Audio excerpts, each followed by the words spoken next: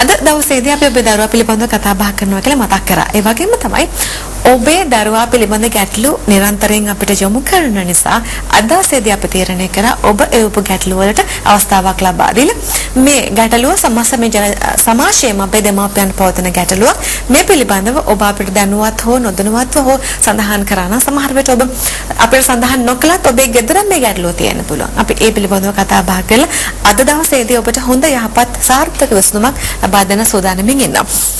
සුරංග මහත්මයා අපිට නිරන්තරයෙන් දුරකථන ඇමතුම් ලිපි ලැබෙනවා. දවසේදී අපි ලිපි කිහිපයක් එකතු කරගත්තා. මේ පිළිබඳව කතා බහ කරන අවස්ථාවක් උදා කරලා දෙන්න උවමනා කරන නිසා අපිට එවල තියෙනවා මමක් එයාගේ දරුවගේ වයස අවුරුදු 6යි. අය එක වසරේදී ඉතා හොඳින් පාසල් ගිහිල්ලා තියෙනවා. නමුත් දෙක වසරේදී පාසල් යාම පටන්ගෙන සති කිහිපයකට පස්සේ පාසල් යන ගමන ප්‍රතික්ෂේප කළා තියෙනවා. එතකොට දැන් මාස දෙකක කාලයක් සිට අය පාසල් යන්න සූදානම් වෙනකොට හොඳටම අඬනවා. අයක ප්‍රතික්ෂේප කරනවා. නමුත් මවක් වශයෙන් නිසි අධ්‍යාපනයක් ලබා දෙන්න ඕනේ ඉඳන් මවත් එක්ක හැමදාම මේ දරුවෝ දැන් දෙක වසරට පාසලට එකගෙන යනවා. දැන් මව පන්ති අසල ඉන්නකොට අය හොඳින් අධ්‍යාපන කටයුතු කරනවා. නමුත් මම නැති වෙනකොට අය පන්තියේ ඉන්න බියක් දක්වනවා. අය අධ්‍යාපන කටයුතු හරියට කරගෙන යන්න. ඉතින් අයගේ මේ පාසල් යාමට අකමැති වීම නැතිවීමට හොඳ උපදේශයක් ලබා දෙන්න කියලා ඔබතුමාගෙන් ඉල්ලනවා. දැන් මේ වගේ ගැටලු ඔබටත් තියෙන්න පුළුවන් අපිට සඳහන් නොකරට. අපි සඳහන් කරමු මේ වගේ ගැටලුවකදී අපි කොහොමද ළමයා සහ දෙමාපියන්ගේ පැත්තෙන් හිතන්න ඕනේ. ඔව් ඇත්තටම නදී මේ ප්‍රශ්නය ඉතාමත්ම සුලභ ප්‍රශ්නයක්. විශේෂයෙන්ම උපදේශනයට යොමු වන ළමුන්ගේ ගැටලු ගත්තාම මේ පාසල් යාමට අකමැත්තක් දැක්වීම එහෙම නැත්නම් හිටපු ගමන්ම පාසල් යාම ප්‍රතික්ෂේප කිරීම කියන එක නිතරම මනෝවෛද්‍යවරු ළඟට මනෝපදේශකවරු ළඟට දෙමාපියන් දරුවන්ව එක්කෙන කාරණයක්.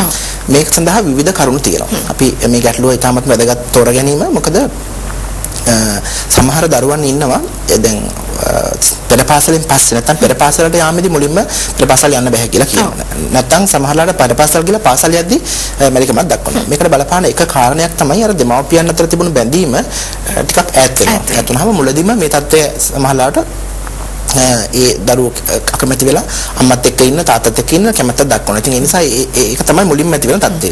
මොකද මේ ගැටලුවට වඩා ටිකක් වෙනස් ගැටලුවක්. මොකද වෙනස මුලින් අය පාසල් යනවා හොඳින්. ඒක අවශ්‍යද හොඳින් අධ්‍යාපනය කරලා තියෙනවා. ඔව්. ඊට පස්සෙ තමයි මේ වගේ ප්‍රශ්නයක් ඇති වෙන්නේ. දැන් මෙන්න මෙවැනි තත්ත්වයකදී අපි දෙමාපියන් මීට වඩා අර මුලින්ම කියපු තත්ත්වයට වඩා ටිකක් සැලකිලිමත් වෙන්න ඕනේ. මේකෙදි මෙන්න මෙහෙම කරුණු කාරණා කීපයක් අපිට හිතන්න පුළුවන්. දැන් විශේෂයෙන් මම කැමතියි මෙවැනි ගැටලුවකදී අතරම අපිට ඉදිරියේදී අපිට ගැටලු ලියා වෙනකොට දුරකථන අංකය සඳහන් කරලා වෙනවා නම් අපිට පුළුවන් තව තොරතුරු ටිකක් ලබා ගන්න. ඒකත් මෙතන මතක් කරන ගම මෙන්න මේකෙදී මෙන්න මෙහෙම කාරණයක් තියෙන පුළුවන්. දැන් එකක් තමයි මේ දරුවා කියනවා ටිකක් බයකින් කිසියම් බයක් දක්වන. ඒ කියන්නේ පාසල් යාමට බියක් දක්වන. එතකොට අපිට පුළුවන් හොයලා බලන්නට ඈත් එක්ක සාකච්ඡා කරන්නට. පන්ති ඉන්න බියක් දක්වනවා කියන කාරණේ ඒක තමයි. ඉතින් ඒ නිසා කිසියම් ආකාරයක දැන් තව එක දෙයක් තමයි දරුවන්ට පන්ති බහර ගුරුතුමිය මාරු වෙනවනේ. ඒකත් එක කාරණයක්. ගුරුතුමිය මාරු වුණාම සමහර ලාවට ඒ ගුරුතුමිය හුරු නැහැ ටික දවසක්. ඒක වසර හිටපු ගුරුතුමිය නෙමෙයි දෙක වසරේදී ඉන්නේ. ඔව්. ඉතින් අන්න ඒ කාරණයක් බලපානවා. හැබැයි මේ කරුණු මම හිතන්නේ එවැනි දේවල් මේ මම සොයා බලන්න ඇති. එතකොට ගුරුතුමියත් එක්ක කතා කරන්න පුළුවන්. සමහර ගුරුතුමිය දැනුම් දෙන්නේ නැති මේ දරුවා මේ විදිහට පන්ති ඉන්නේ නැත්නම් නැකමැති කියලා ඊට පස්සේ ඒ අම්මට එන්න කියලා කියන්නේ නැති පාසලට. මොකද නැත්තම් ඒ දරුවා අධ්‍යාපන කටයුතු සහභාගී නොවන නිසා මෙන්න මෙවැනි බයක් ඇති වුනහම මේ බය පිළිබඳව අපි ටිකක් සැලකිලිමත් වෙන්න ඕනේ. දැන් වයස අවුරුදු 6ක් කියන්නේ සමහර ලාවට ඔය කියපු සාමාන්‍ය කරුණු වලින් ඉක්ම වගේ තත්ත්වයක් වෙන්නත් පුළුවන්. මම හඳුනනවා අපි එය කාංසාව කියලා. ඒකට මේ කාංසාව කියන තත්ත්වය කුඩා දරුවන්ට ඇති වෙන්න පුළුවන්.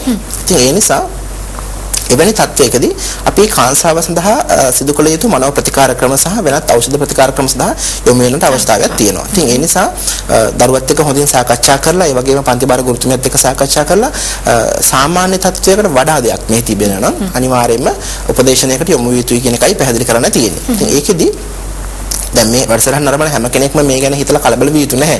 මේක හැම වෙලේම අපි කැමති නැහැ මේක රෝගී තත්ත්වයක් කියලා දරුවන්ව ලේබල් කරන්න. නමුත් එහෙම නොකලත් ඇතැම් විට මෙය රෝගී තත්ත්වයක් විය හැකියි. ඒක විශේෂයෙන් සඳහන් කරන්න ඕනේ. මොකද දෙමාපියන් නොදන්නා කාරණේ ඒකයි. දැන් සමහරවිට හිතනවා අපිත් ඔහම තමයි අපි ඉස්කෝලේ යන්න අකමැති වුණා. එහෙම කියලා. නමුත් අර කලක් පාසල් ගිහිල්ලා එකවරම නතර වුණොත් මේ ගැන ටිකක් හිතලා බලන්න ඕනේ. මම උදාහරණයක් කියන්නම් නදී. මොකද මං ගාවට ආවා මේ වගේ ගැටලුවක් තියෙන එක්තරා දරුවෙක් පිරිමි දරුවෙක් ඔහු ඇත්තටම ශිෂ්‍යත්වයේ සමත් වෙලා වෙනත් පාසලකට තමයි ගියේ. ඒ වෙනත් පාසලකට ගියා පස්සේ 6 වසරට ඔය එකවරම ඉස්කෝලේ යන එක ප්‍රතික්ෂේප කරා. ඊට පස්සේ ඔයලා බැලුවා ඉස්කෝලේ මොනවා හරි ළමයි විහිළු කරලාද නැත්නම් ළමයින්ගේ ප්‍රශ්නයක්ද කවුරු හරි හිරිහැර කරනවද කිසියම් අපයෝජනයකට ලක් වෙනවද මොනවා හරි වගේ ප්‍රශ්න හිතලා අපි හොයලා. නමුත් එහෙම කිසිම දෙයක් හොයාගන්න නැහැ.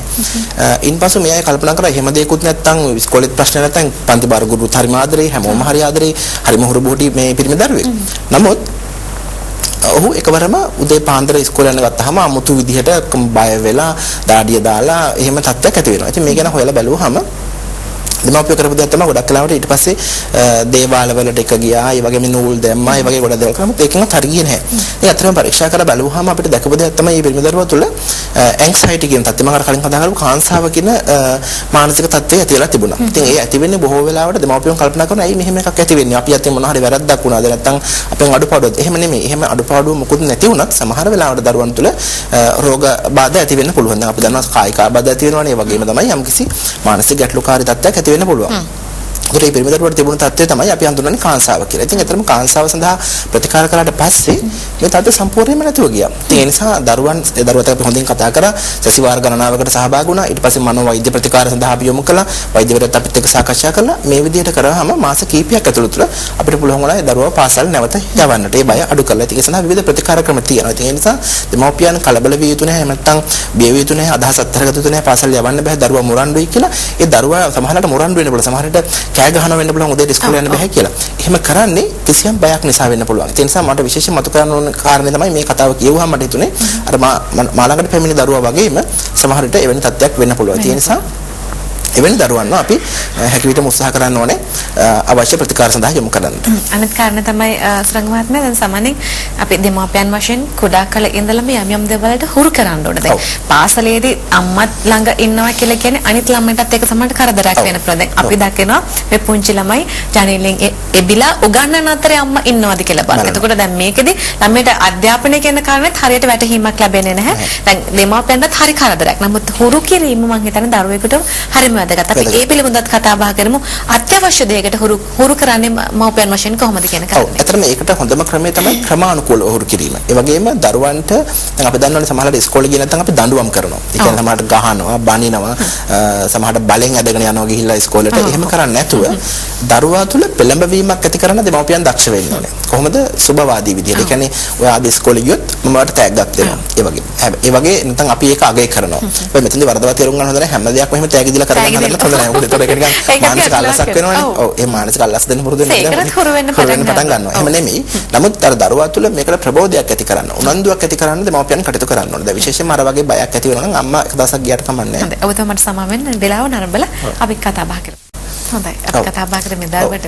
කොහොමද පුරුද්දක් ඇති කරන්න කියලා. හොඳ පුරුදු ඇති කිරීමේදී ඇත්තටම දැන් අපි සමහරවිට දෙමාපියන් හරිම මේ බයයි ළමයා නොමග යයිද නැත්නම් ළමයාට යම්කිසි මේ ඉස්කෝලේ යවා ගන්න බැරිද කියලා මේ දෙමාපියන් බය වෙන්න හොඳ නැහැ. දෙමාපියෝ සමහරවිට හරිම නිකන් ආතතියකින් ඉන්නවනේ. දැන් මේ ආතතියකින් ළමයා ඉස්කෝලේ යන්නේ නැත්නම් ළමයා වැරදි දේවල් කරනවා නම් දෙමාපියෝ ගොඩක් කරලා කරන දේ තමයි හරිම ඒ ගැන මානසිකව කඩා වැටෙනවා. නැත්නම් මානසික පීඩනයකට ලක් වෙනවා. ඒ පීඩනය ඇතැම් විට දරුවාට එල්ල කරනවා හිංසාකාරී විදිහට. ඒ නිසා දෙමාපියන් කොයි වෙලාවකවත් කල්පනා කරන්න එපා දරුවන්ට හිංසා කරලා පීඩා කරලා යමන් හොඳ පුරුදු ඇති කරන්න පුළුවන් කියලා. මම හොඳටම පැහැදිලි කරන්නම් නදී ඒක උදාහරණයක් දෙමපියන් මතක තියාගන්න. දැන් බලන්න අපි සතෙක් පුරුදු කරනකොට කොහොමද පුරුදු කරන්නේ? අපි දන්නවා මාළුන්ට එක එක සත්තුත් එක එක ක්‍රීඩා කරන්න පුරුදු කරනවා. ඒතර කෑමක් දෙනවා. එහෙම තමයි පුරුදු කරන්නේ. එතකොට කිසිම දවසක කිසිම සතෙක් ඔය ක්‍රීඩා සඳහා පුරුදු කරන අපි දවසෙන් ගහලා නෑ. නමුත් සතුන්වත් පුහුණු කරන්න පාවිච්චි නොකරන ක්‍රමයක් දෙමව්පියන් පාවිච්චි කරනවා. ඉතින් හරිය අභාග්‍ය සම්පන්න නිසා කිසිම විදිහකින් හිතන්න එපා දඬුවම් කරලා නැත්නම් මේ හිංසා කරලා. දඬුවම කියන එක අවශ්‍යයි. දෙමව්පියන් ගොඩක් වෙලා වරදවා තේරුම් ගන්න මෙන්න මේක දඬුවම අවශ්‍යයි. නමුත් ඒ දඬුවම දීවිත කිසියම් ආකාරයක කායික හිංසනයකින් නෙමෙයි. නැත්නම් ශරීරයට පහර දීමකින් නෙමෙයි. ඒ නිසා හොඳ පුරුද්දක් ඇති කරන්න. ඉස්කෝලේ යන්නේ නැහැ කියලා ඒකට පහර දීලා බැනලා උදේ කරලා එහෙම කළා කවදාවත් ළමෙක් ඉගෙන ගන්න නැහැ. ඒ නිසා හොඳම දේ තමයි දරුවට ක්‍රමානුකූලව හුරු කරන්න ඕනේ. දරුවට ආසාවක් ඇති වෙන විදිහට පාසලට ගිහිල්ලා වැඩ කරගෙන යන්න පුරුදු කරන්න. ඒ වගේම අම්මා හිමින් එයින් අත් වෙන්න ඕනේ. එහෙම නැත්නම් එක දවසක් දෙයක් ගියාට පස්සේ අනේ තනියම යන්න දරුවා හුරු කරන්න ඕනේ. අන්න ඔය විදිහට තමයි හොඳ පුරුද්දක් දරුවන් තුළ ඇති කරන්නේ. ඇති කරන්නේ. මම හිතන්නේ ඒක හරියම වැදගත් වෙනවා. මේ ගැටලුව අපිට ඒ උපමාවටත් මම දැන් සුබවාදී පිළිතුරක් ලැබෙන නැති ඔබතුමීට පුළුවන් දමරුවේ පදනමත් එක්ක මේ වැඩසටහන අවසානයේදී කතා බහ කළා. මම දුරකථන අංකය මතක් කරන්නම්. තවත් උපදේශන සේවා අත්‍යවශ්‍ය නම් ඔබතුමීට පුළුවන් ඕන් මොන ගහලම කතා බහ කරන්න 0111 4422 කියන දම්රිය පදනමේ දුරකථන අංකයට අමතමක් ලබා දෙන්න. තවත් එක් ගැටලුවක් පිළිබඳව අපි කතා බහ කරනවා. මේ එවන්නේ අපිට එයාගේ අක්කගේ පුතා පිළිබඳව ගැටලුවකට විසඳුමක් බලාපොරොත්තු වෙනවලු. එයාගේ අක්කට දරුවන් දෙදෙනෙක් ඉන්නවා. වැඩිමහල් දරුවා ගැහණු දරුවෙක් වන අතර කුඩා පිරිමි දරුවාට වයස අවුරුදු 11යි. මේ පිරිමි දරුවා දැනට මාස කිහිපයක සිට ඉතාමත් නරක පුරුද්දකට ඇබ්බැහි